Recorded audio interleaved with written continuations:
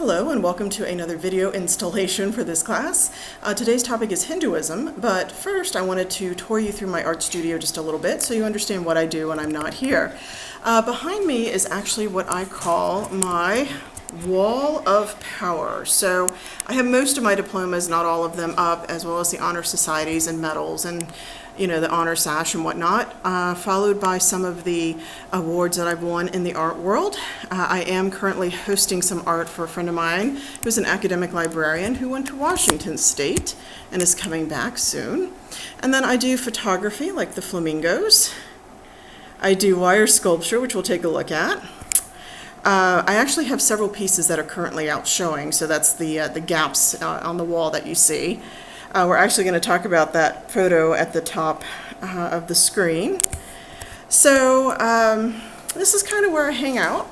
The most impressive part, my favorite part of my studio right now, is actually out here, and that is the wall of mermaids. So this was for the Mermaid Challenge, in which you had to make a mermaid every day of the month of May. So I'm currently in love with that wall. Okay, so we are going to talk about Hinduism. Now this is my third attempt at this video, so I'm hoping that it goes through this time. I do have an assistant today. Her name is Amazing Grace, and she was given to me by my mother, as well as named by my mother, but what more apt name than Amazing Grace for a religious study professor's pet. So I'm trying to keep an eye on her, but she does like to try and help me. So just be aware of that. Every time I come in, I bring a different pug. So anyhow, Hinduism is a very complex religion. I'm sure you've noted in your textbook that it's thick. I mean, it's a really thick religion. There's just so much that goes on, and it has such a long history, and there's such complexity to it. I'm not going to go over everything in this video, but at least I hope to offer a little bit of clarity. So the first issue we have with Hinduism is, when did it start? There is no true founder, so that gets to be a bit of an issue.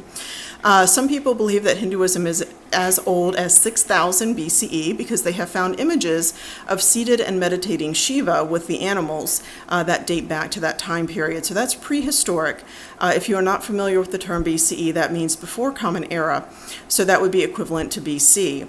So that would make the religion 8,000 years old. Other people say that the religion is only 4,000 BCE for a starting point.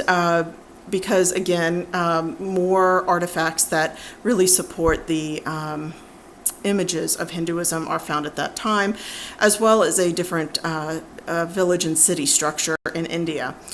And in fact, there were several very well-established civilizations at that point in India. Others actually say that Hinduism really formed when they revamped their law codes between 500 BCE and 500 CE. So if that is the case, then it's about the same age as Confucianism, Taoism, and Buddhism. So it gets to be interesting there. The second issue is that there is no person named Hindu. Hinduism gets its name from the British, who named the religion for the people who lived along the Sindhu River, which eventually gets shortened to the Hindu.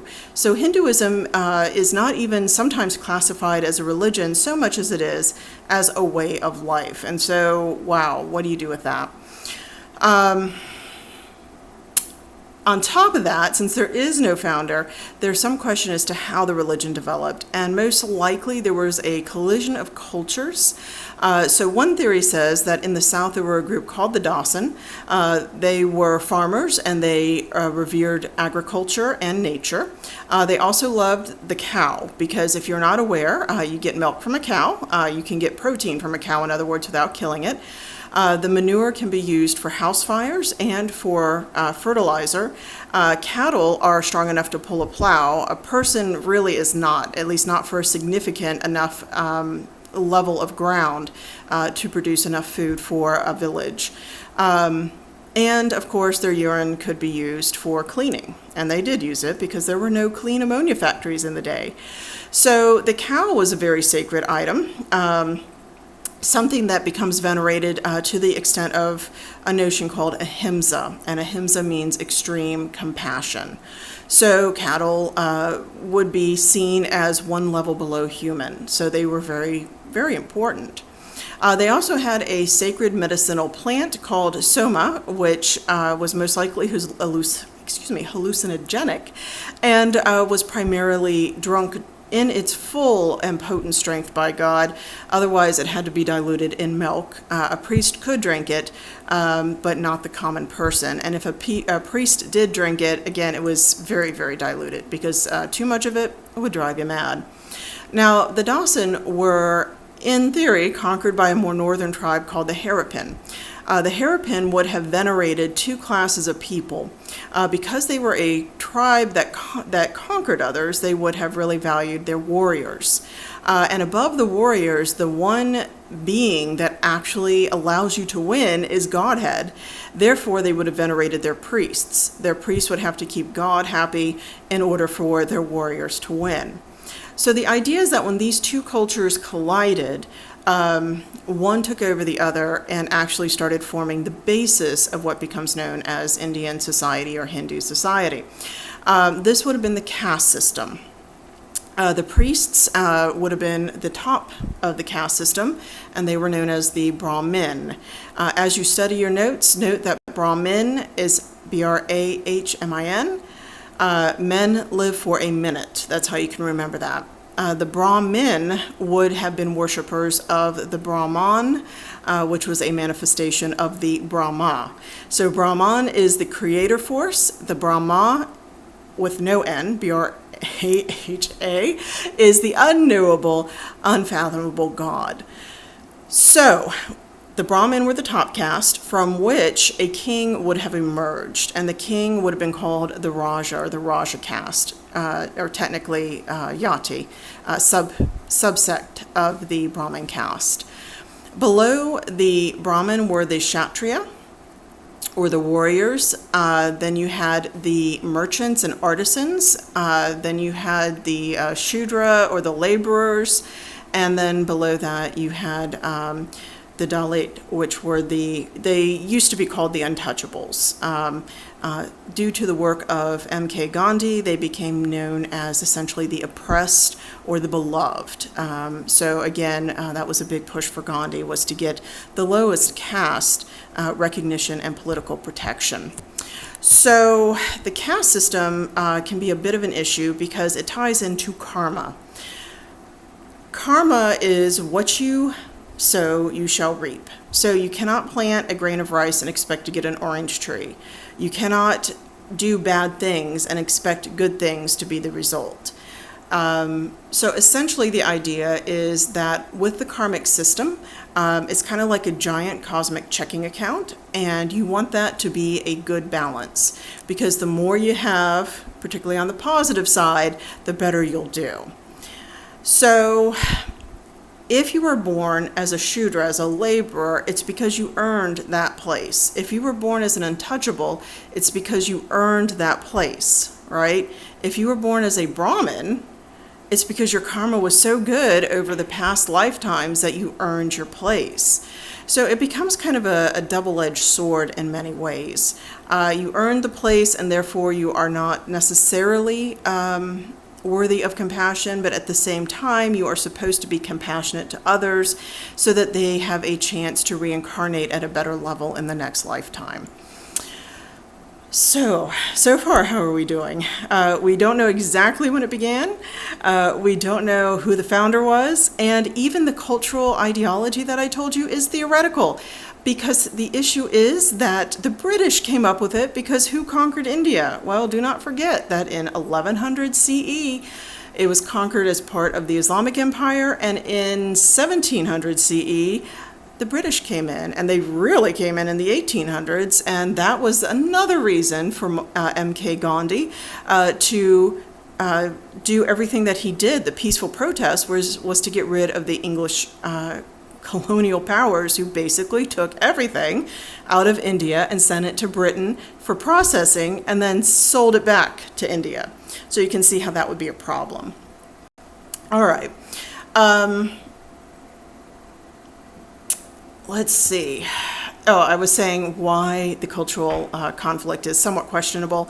Again, the British came up with it. And so there was this thing that happened in the 1800s in which essentially Northern and very Western cultures that came in contact with other advanced non-Western cultures usually had to explain that these cultures were so advanced due to some sort of connection to their own culture. So the idea that the Harappan were a form of Aryan or Northern Europeans that had migrated south kind of led to folks from India saying, well, we might really want to look at our own history and redetermine if that's the point, really if that's the case. All right, so we have talked about all of this. Okay. Another issue with Hinduism, as I look at my notes, is that it's also hard to classify as a system. Most of the time it is considered to be, or what I consider it to be, monistic. So this means that we are all one thing, or one with God. So one of the stories that exists in Hinduism is the story of the Brahma, who is alone because there is nothing in creation. And so Brahma decides to create from itself, kind of like a spider creating a web. And therefore, Brahma creates the universe as well as all of the faces of God. And so this is where it gets to be fun. This means that the truth of reality is that every Hindu god is in truth one face of the Brahma, the unknowable God, and that the life force that we have, which is called the Atman or soul, is actually striving to return to its source, which would also be the Brahma. So the world is part of God. We are part of God. All of the gods are part of God. So let that sink in for a second. That's a lot to take in. One way that I usually describe it is to think about God as a computer. So you have a computer, but you need to access different parts of the computer. So if God is the computer, which in a way is kind of an unknowable thing, then each of the faces of God is a program within that computer. So if you need to write, you would access Microsoft Word, right? That could be something like the god Ganesh, who is a god of scribes and knowledge. If you need to do your taxes, you log into TurboTax. Well, that could be sort of like Lakshmi, who also represents wealth. If you need knowledge, you log into the internet, and that could be Saraswati, another face of God, who is the goddess of knowledge. So all of these things are truly part of one thing. It's just how we access them that makes them different. So as all humans, we are reborn, we are reincarnated, and we are born into the world of samsara, or the world of essentially suffering, but the world of reincarnation. We are separated from God by something called Maya, the illusion. The idea is that we identify with ourselves as the true truth, but the problem is that we are not a true truth. I have changed in the past 10 minutes, just as you have. We have changed now than we have when we were babies. We will change. We do not stop changing. We're shedding cells and sweating and smiling and spitting, and things are living and dying within us all the time. So we are not a constant. The only part of us that is a constant is the part of us that comes from God, and that would be the Atman. So I hope that makes sense. So in truth, Maya is the illusion that we think we're everything, essentially, when indeed it is the Atman, it is the soul within that we wish to find and connect to. Because in connecting to the Atman, we reconnect with God. We can transcend this reality because God is three things. God is all-knowing, right? God provides us with something called Chit, C-H-I-T, consciousness, knowledge, right from wrong. The little voice that says you shouldn't do that, that is the little voice of God. That is God's Chit within you. It's a terrible word to try and enunciate, let me tell you. And then God is bliss. It's called Ananda. God is always happy. We are in a state of flux. We know we're happy because we're not sad, right? Keep that in mind, by the way. That's a big Eastern concept, opposites. All right. So we are in the cycle of samsara. We live and we die, and based upon our karma and our acts of ahimsa, we are reborn into the next life. We could do better. We could go from being an artisan to a Brahmin. Which is kind of interesting because I'm both an artist and an educator, and the educators are the Brahmin caste, so I don't quite know how I did. But essentially, we can do better. We can incarnate up. But what if we kill somebody? What if we murder somebody? Well, that's really, really pretty bad karma, and you're going to go way down. And in fact, you may even come back as an animal and have to work your way back up to human level. Okay? So the goal of Hinduism is something called moksha, which is release. So what we want to do is we want to work so hard to wind through the levels of the body, the mind, the subconscious, and the emotional to find the Atman, the true source of who we are. Once we understand that, we're enlightened, and we have achieved moksha. Moksha technically gets a little burst, a little push from Godhead with the idea of grace. So it's kind of like when a professor looks at your grade and you have an 89.5. So you've done really remarkably well. You've knocked yourself out. You did everything you needed to do, but you're not quite to that A. And the professor says, you know what? You got it. And they round up. All right, that's kind of the same, not exactly, but kind of, as to what Godhead does for us in Hinduism. All right. Now, Hinduism has several major religious texts. There are 4 Vedas, which are sometimes likened to 4 sacred cattle. That gets to be kind of an interesting idea, but the cattle are so sacred and so dense, if you will, it's so hard to understand, that people wrote commentaries, and these commentaries are known as the Upanishads. There are supposed to be 108 in existence. Some are lost to time, but only 10 are really read. 108 is a very strong number in the East. You'll also see 108 prayer beads for Hinduism, 108 mala beads for Buddhism. So it's a sacred number. The Upanishads are where we start finding concepts like, where is God?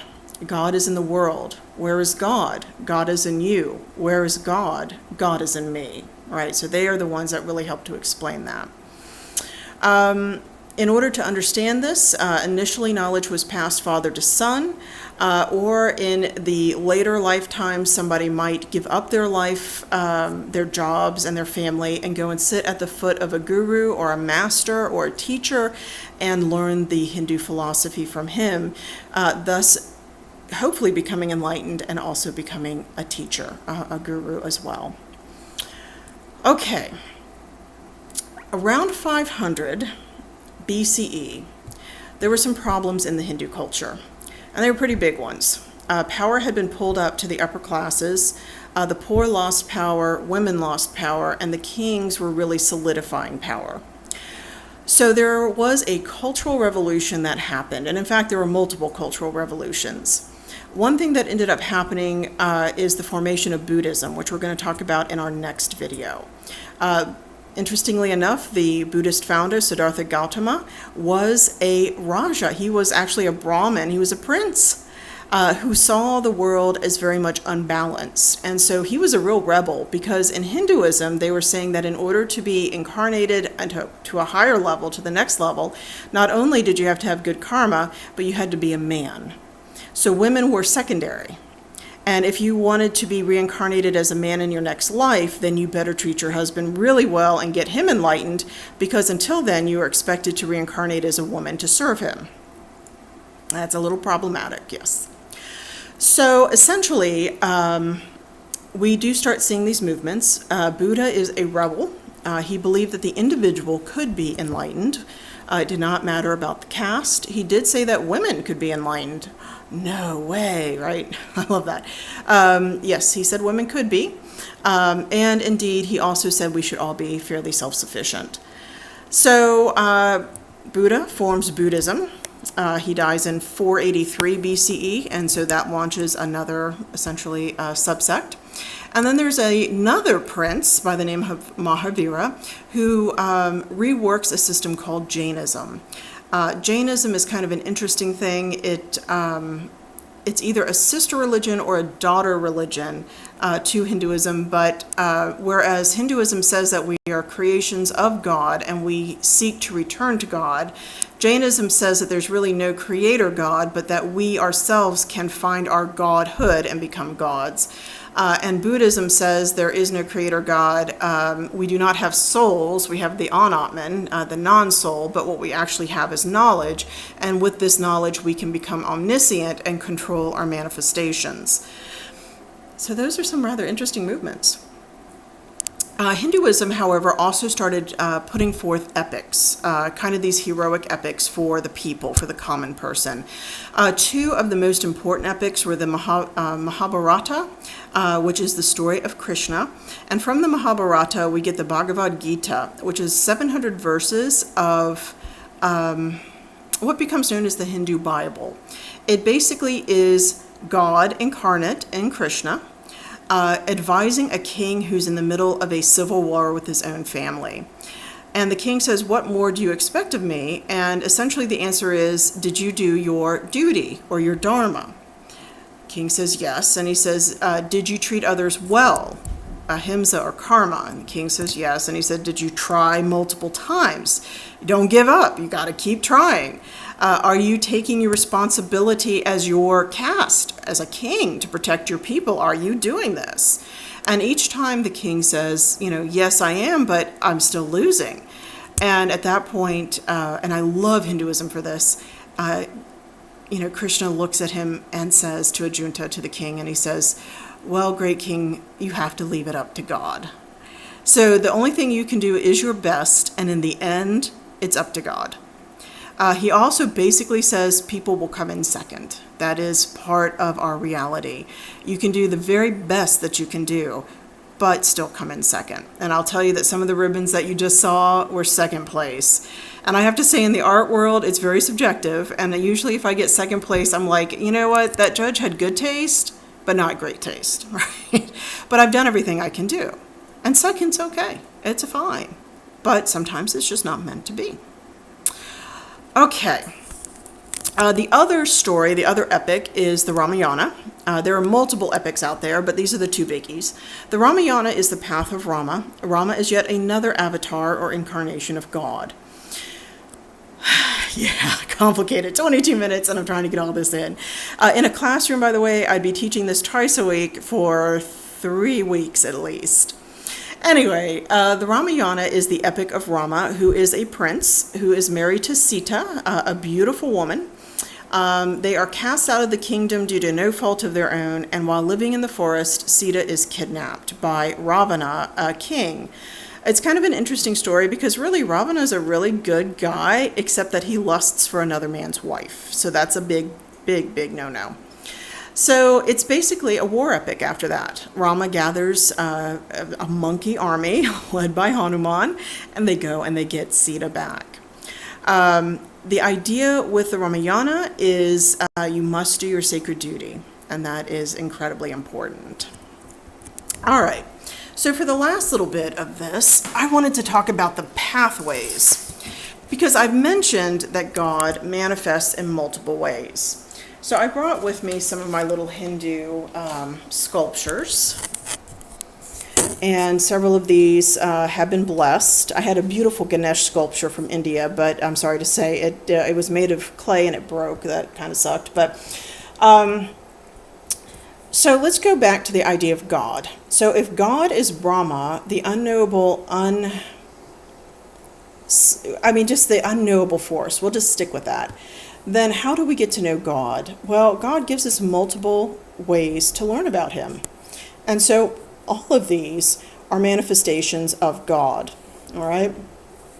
So the folks that I have brought with me, we're actually going to talk about this guy because notice, does he look familiar? This is Shiva in his form as the Lord of the Dance. So Shiva Nataraja, and we will talk about the symbolism. Shiva is male. So a lot of folks will look at Indian art and say, that's female. And I'm like, nope, nope. The females are really, really female. So this is Lakshmi. And notice she's very curvaceous. This is carved out of sandalwood, which is considered to be a sacred wood over there. But the gods are graceful and beautiful, and that's the point. Just to show you some of the diversity, India is not a united culture in the same sense. Like if you drive across the United States, New Jersey is going to be different than Mississippi. So you'll find the same deities, but with slightly different looks. So here's Lakshmi as more of a matron, as a good wife, right? A little less curvy, a little stockier, but offering fortune and blessing. I mentioned Hanuman, and this one has been blessed. I used to have a Hindu priest who said first, let's see, before there was Batman and before there was Spider-Man and before there was Superman, there was Hanuman. Haha. Anyway, Hanuman is the monkey god who fights beside Rama. This has been blessed. He is a protector figure, so he scares away the boogeymen. I've always liked Hanuman. I always thought he was kind of a really cool character. So that is him. The monkey, by the way, there are reasons why these are animals that are chosen. So the monkey actually represents, if you ever look at monkeys, particularly as babies, they cling to their mother, right? As a monkey's offspring clings to her, so too should we also cling to God. It's kind of neat. Then the last deity that I brought, and this is just a little tiny one. I'm so sorry my big Ganesha cracked, but this is Ganesh, who is the elephant-headed god. He is the son of Shiva, immaculately conceived. His body was made by Shiva's wife, Parvati. When she was taking a bath and she was cleaning off her skin, she carved this little creature out of clay. He was a young boy, and he fought against Shiva, who did not know who he was at the time. Shiva decapitated him. Parvati came out and said, "What'd you do to my kid?"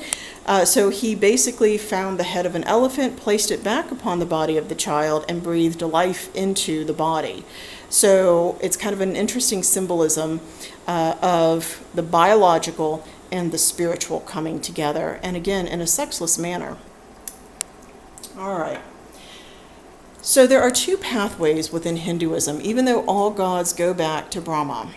The two pathways are fairly interesting. The two major gods for these pathways are Vishnu and Shiva. So you have Brahma, who is part of the Hindu Trinity, right, who manifests as Brahman, the creator. But as a creator god, everything you worship in creation is the creation force, and therefore he is worshipped at all times. So Brahman doesn't get a lot of direct worship, but his two colleagues do. So the Hindu Trinity, Brahman, then you have Vishnu, and Vishnu is the preserver. He was probably a sky or storm god. Sky gods see all things and therefore represent justice. He actually tries to create a good example for humankind, and he does so by manifesting as avatars. So the movie Avatar totally stole from Hinduism. An avatar basically means that he comes and he interacts with creation during terrible times. He has come as 9 major incarnations, although he can be an avatar anytime if he's helping you. All right, so don't worry too much about that, but he has shown up as a fish, a turtle, a boar, a man lion, a pygmy, Rama with an axe, so a warrior, Rama, Krishna, Buddha, and he will show up again at the end of time as a figure known as Kalkin. Kalkin will be astride a white horse, brandishing a sword, and declaring the end of our world. Does that sound familiar? So every time Vishnu manifests as one of these entities, he has a story. So with the fish, we get the code of Manu. Manu lived during a time period when humankind was incredibly corrupt. And so what he ended up doing was being saved because he was a good guy from a world flood. He builds a raft on the advice of a fish who is actually God incarnate. So essentially Manu is out and he's praying, he's doing puja. He's in the water and he's bathing himself, and a fish swims into his hands and says, "If you will save me, karma, ahimsa, I will save you." Well, he's looking at this little fish like, "I'm not sure you're going to save me, but I'm a good man and I will save you." And so he does. He puts the fish in a jar, he lets it swim around, it grows, and he puts it into a pond, and it grows again, and he puts it into the ocean, and at that time the fish turns around and says, by the way, I'm a manifestation of God, and the world's going to flood, so build a raft. And Manu does. And he's saved by God. Okay? Both the turtle and the boar pull the earth out of the muck, so they are saviors of the world that way. The man lion has a really cool story, but it's long. Essentially, there's a man who's a king who has been given all sorts of promises by the gods because he did so many good works. Well, unfortunately, he becomes arrogant. He becomes literally in Hinduism a demon because the only one he thinks about is himself, and so he turns away from the gods. And he tells people that he should be worshipped. And essentially, he has a very pious son, and the son says, no, only God should be worshipped. And the man says, well, where's God? And he hits the wall with his fist, and this pillar cracks open, and out steps Vishnu as a man lion. The king could not be killed by anything born of woman, anything that was animal or human, anything that was a weapon made by humankind during day or night, inside or outside, on land or in the air. And so the man lion grabs the king. He's not born of woman, he was born from a pillar. He's not a human or an animal, he's both. He drags the king to the doorway, which is neither inside nor outside, places the king upon his lap, which is neither land nor air, takes his claws, which are not weapons made by man, and tears the king apart at dusk, which is neither day nor night. So, in other words, no matter how good you are, God can take you down. The pygmies, the same thing. There was a pygmy who was very entertaining, and a king said, oh my gosh, you are so funny, I will give you anything you want. And the pygmy says, I will take the land that I can cover in 3 steps. And the king's like, oh, you stupid little man, how funny is that? And he says, sure. Well, it turns out the pygmy's God, and so his 3 steps cover all of the land, all of the sky, and his 3rd step is upon the head of the king, because his power is more than than the king's. Rama with the axe destroys all sorts of things, causing problems for humankind. We already talked about Rama. Krishna, you probably should look up and know because he's a big, big figure. And in fact, he has a birthday in December. Interesting. So, the last figure again, Buddha, the philosopher king, interestingly enough. We're going to talk about this shortly. And then Kalkin, who we're still waiting for. So Shiva is the other side. Shiva represents life and death, the death of things that hold you back and new life, physical death, the death of the universe, the rebirth of the universe. So he's a very complex figure. He's also the god of teachers, therefore I love him. He's the god of ghosts, the lord of the dance. He created the sacred syllable Om. A-U-M makes the sound Om, which represents the beginning, middle, and end, and becomes a sacred syllable. He's just a really groovy guy. So this actually is a photograph that has won multiple awards, and I took this at the Hindu Temple of Florida. I loved it because it was both light and dark, so it has that duality of Shiva. He actually has dreadlocks because he's out meditating all of the time, and he stands in a circle or an oval that is made of fire and water. Both of these elements are creative and destructive. So fire is good if you have a campfire or you're cooking your meat, but it's bad if it burns you down, burns down the forest or your house, and yet given time, new life comes out of the fire. Same thing for water. A little rain is great, a tsunami is not. And yet, even after the destruction comes new life.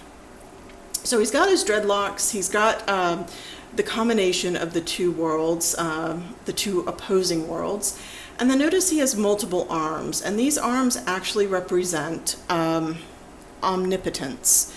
So Hinduism, there's a lot of symbolism. Christianity and Judaism also have symbolism. It's just that in the West we're more used to it, if you will. So when folks look at Eastern art, sometimes it looks very foreign to them, even though it really should not. So the four arms represent omnipotence. One arm is holding a drum for the beat of the universe, because he dances to create the energy of the universe. The next hand is held up in blessing. Oh, looks familiar. I think Jesus does that, and so does Buddha. The next hand is known as the elephant mudra and points down to his foot, which is actually in mid-step. So when God is in the middle of something, it's a reminder that so is the universe. It is in the middle of its existence, as are we. His other hand actually holds fire. That is his symbol, from ashes to ashes, dust to dust. And in fact, his priests wear 3 lines of ashes across their forehead. We come from the dirt and we return to it. Now, everybody looks at the bottom and says, why is he standing on a baby? That is not a baby, that is a demon. And the demon represents ignorance, selfishness, greed, right? Notice that it's misshapen, because demons are always not normal looking. And it's the opposite, really, of God, right? It's a squatty, dwarfish, awkward, not beautiful. And God reminds us that we have to step on this, that we have to push it down, that we have to learn to renunciate, to give away, and not to become enmeshed in ourselves. But notice that the little demon continues to fight. So we can't just do this once. We have to continuously remind ourselves of who we are, we're truly God, how to behave. Look at the turbulent times that we live in. How do I behave in that? You behave in a godly manner, in a kind or compassionate manner. You release. You are not egotistical. You're compassionate. So I think that's kind of an interesting piece. All right. Wow, this is a long video, and I'm sorry about that, but hopefully you'll find it somewhat helpful, and hopefully YouTube can upload it. We're going to give that a shot. So let me go ahead and end here. I'm going to do the next video, which is also on Buddhism, and hopefully get this up.